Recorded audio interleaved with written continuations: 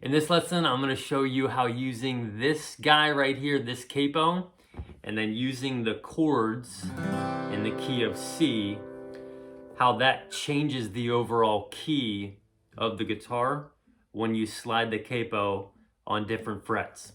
So hang tight.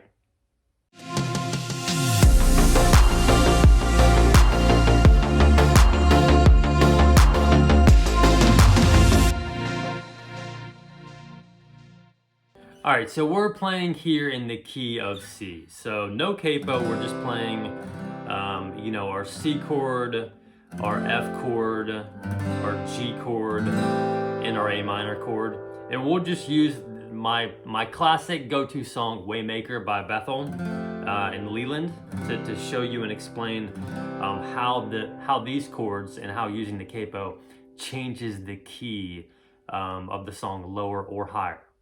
So I'm not going to go through in this lesson specifics on my chord placement, like where my fingers are for each chord. I'll link a lesson I do showing you a full breakdown of these chords, F, C, G, A minor, in the key of C. So I'll link that lesson up top. I also have a couple other lessons I've done using a capo and using chords in the key of D, how that changes the key.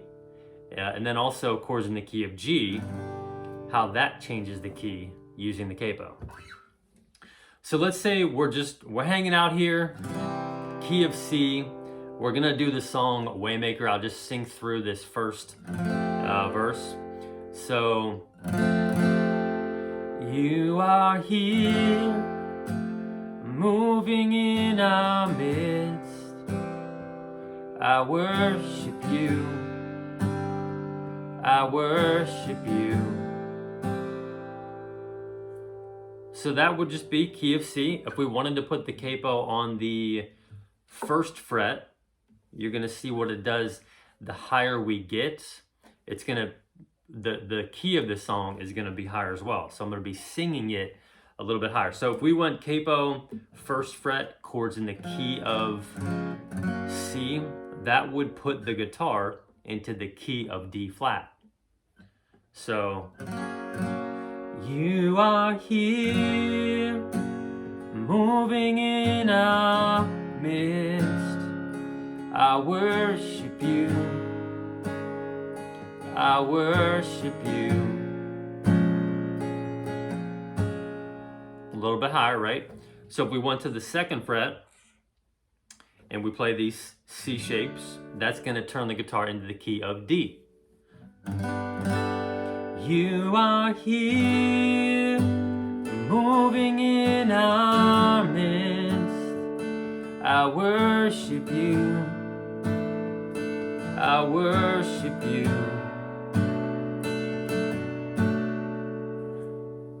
We go up one more to the third fret. That's going to put the guitar into the key of E flat. You are here, moving in our midst. I worship you, and I worship you. We move it to the fourth fret. That's gonna put it into the key of E, which I think is what the original song is in. Leland's got a super high voice, so the original key is gonna be the key of E. You are here, moving in our midst. I worship you. I worship you. So if we go up to the fifth fret, and I'm not going to be singing these once we get up here past the fourth fret, just because it is really high. But capo, fifth fret, C shapes, it's going to put the guitar into the key of F.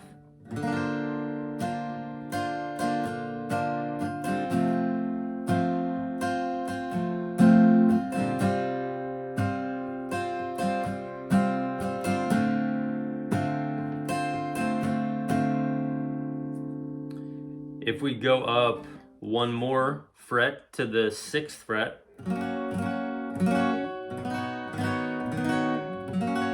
It's going to be in the key of F sharp. So obviously much higher than what we started with no capo.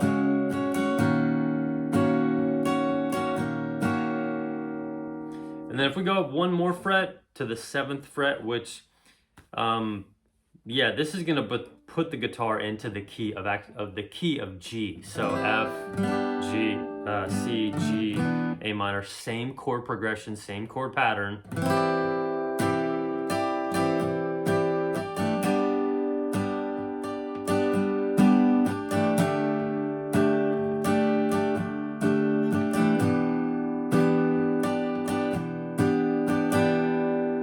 I probably wouldn't go any higher. I mean, you definitely could if you had like 2 or 3 different acoustics playing, but I probably wouldn't go much higher than the 7th fret. I mean, you can go up to the 8th, 9th, 10th fret and the key just keeps changing. But I probably wouldn't go much past the 7th fret here. And just to give you an idea as to different things you can do with the capo in different keys, playing different shapes. So as I said, this on the 7th fret, playing the C shapes, that puts the guitar into the key of G.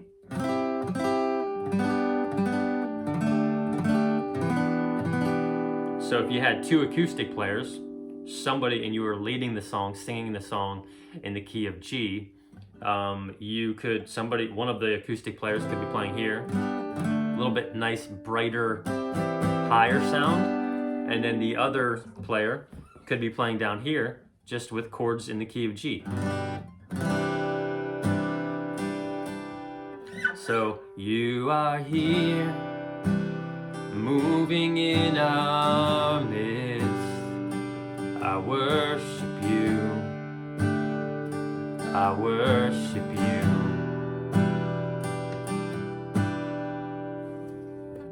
It's the same key, still the key of G, if we play these C shapes, capo 7th fret. You are here, moving in our midst, I worship you, I worship you.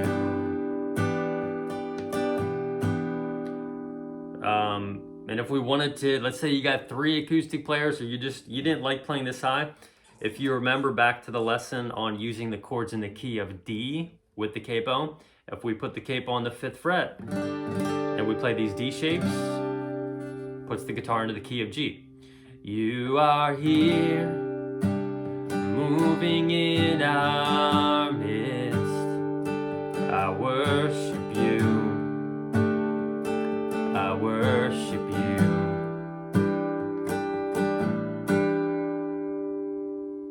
So that gives you a breakdown just of how using this capo on different frets changes the overall key of the guitar. I don't know how it does that. It magically changes the guitar into different keys.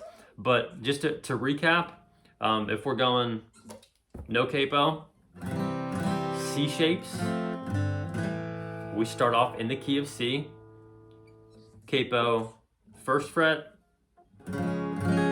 that turns the guitar to the key of D flat, capo 2nd fret, key of D, capo 3rd fret,